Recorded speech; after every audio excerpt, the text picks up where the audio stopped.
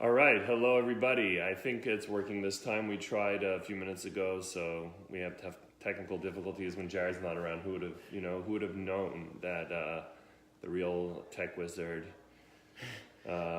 is needed here? We figured we can work our phones, but alas, I'm an old man, and it took me 2 tries. But welcome everybody, David and Eric here. Hey everyone, it's Eric.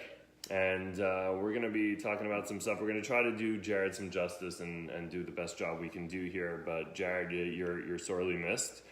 This week's Parsha is Parsha, correct me if I'm wrong, Parsha Beshalach? You got it. It's Beshalach, so I'm already doing a little bit better on this front. And in a nutshell, what we got this week is the Jews leaving Egypt, crossing the Red Sea, getting into Israel, doing some singing on the other side, getting some man. You know, they got some food falling from heaven. That was one. They didn't have tuition expenses, and they didn't have to pay for food, so they had it pretty good, if you ask me.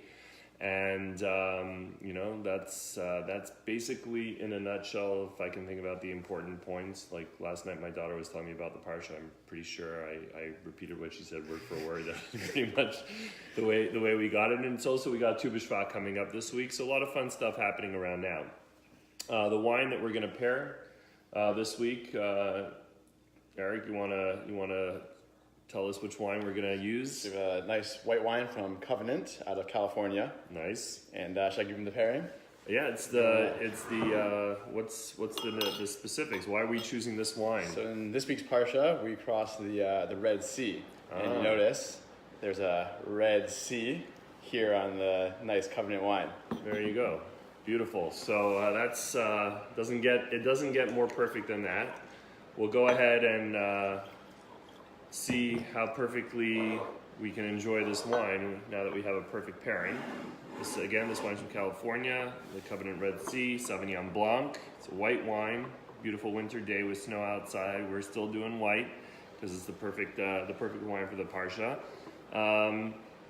Yeah, you got some nice sweetness on the nose, some nice fruit. Let's go ahead and see what we get on the palate. Give it a shot.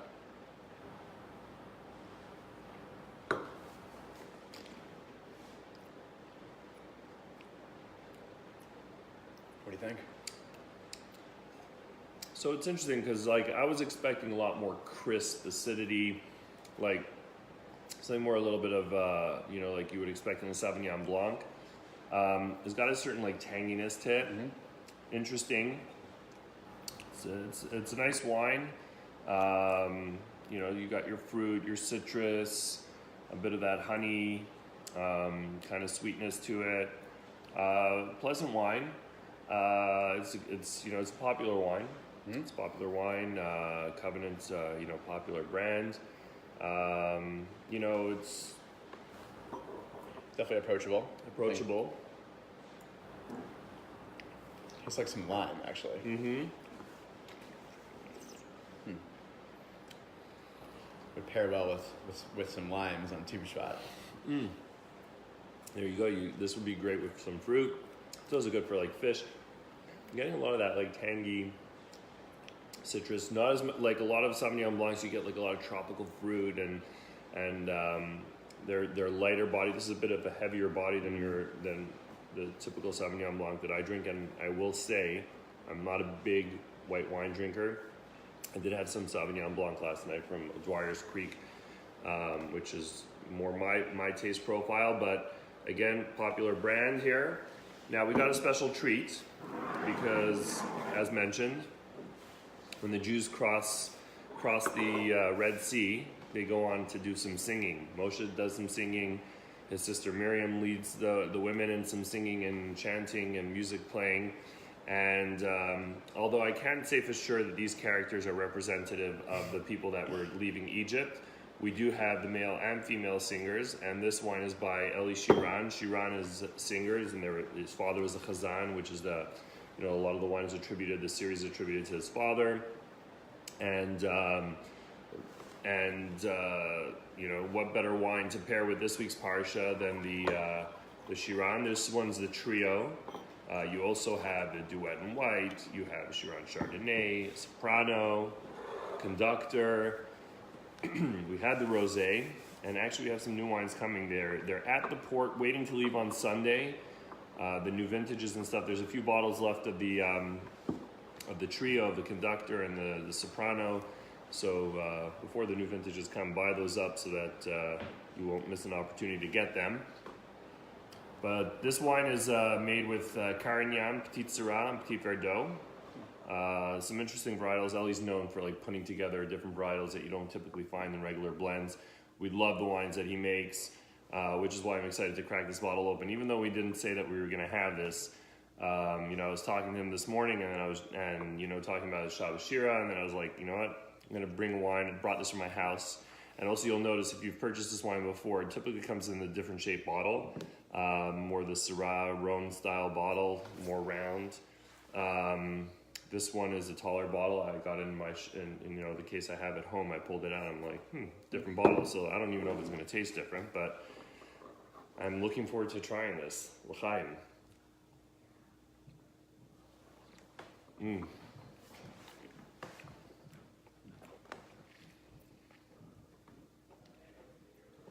So I let this wine breathe for a few hours, opened it up, decanted it, and then poured it back into the bottle before we went live.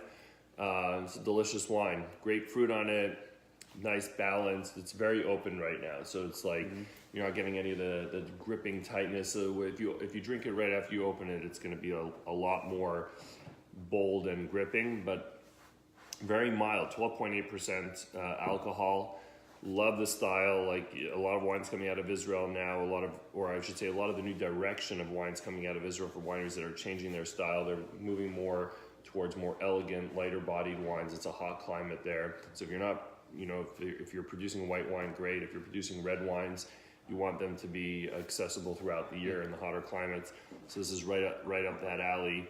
Carignan, Petit Syrah, Petit Verdot, these are wines that are made to grow in those regions. So overall, great job, Eli Shiran. Wonderful wine.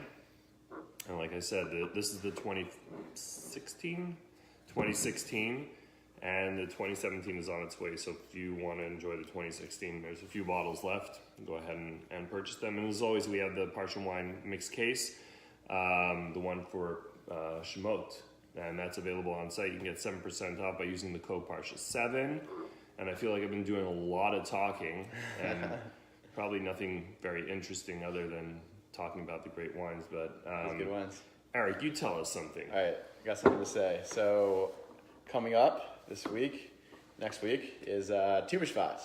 So we have a nice feature here of some nice fruits. Do we get to eat them now? And we can eat them if you want. Awesome. And also we have this beautiful tray featured from Judaica.com, Nice. one of our partner websites. So it's a nice way to have a beautiful table for hosting. Awesome. So what kind of notes are you getting on these fruits? let's see. I'm getting apricot, or some people say apricot. I get a very strong date note on this one. With a hint of cranberry. I think it might have been mixed with cranberries next to it. So That's good. Your taste buds are very sharp, yeah, and you're quite the connoisseur. you have a refined palate. Very refined palate. I do have on the nose some almonds. Maybe could be these almonds here in front of me, but Wow. could be the dates. Not sure. Listen, we're practicing because next week, Parshas Yisro. What wine are we going to be featuring next week, Eric? We have the Sagot Sinai. Right here. Those of you who know the Parsha know why we're doing this, but again, such a perfect pairing, we couldn't not. But join us next week. We're going to try it, taste it. This is the 2017. There may be some 2016s available in the market. 2017. Fresh wine. Great stuff. Great QPR wine. Great value for the price. And looking forward to trying that next week. Wishing everybody a good Shabbos. Happy Tu B'Shvat. Look out for some of the promotions we're going to have coming. We're doing something really cool.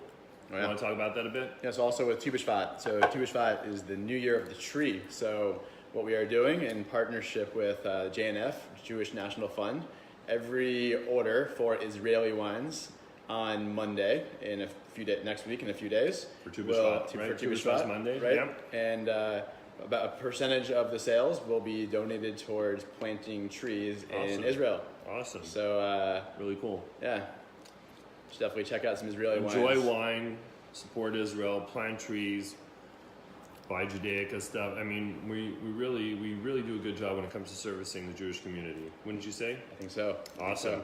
On that note, wishing you a good Shabbos. Hope to see you next week. Happy Tu B'Shvat Shabbat shalom. and Shabbat Shalom.